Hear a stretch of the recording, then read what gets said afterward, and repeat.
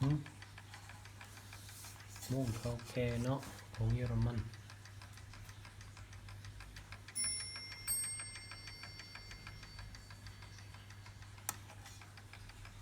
เฮ็ดเปียกปกติอยู่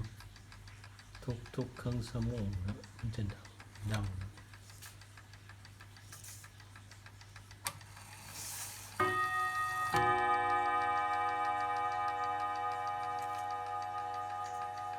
ทุกครึ่งชั่วโมงสมมติว่าเข็มยาวไปหา2 โมงมันจะดังนะครับ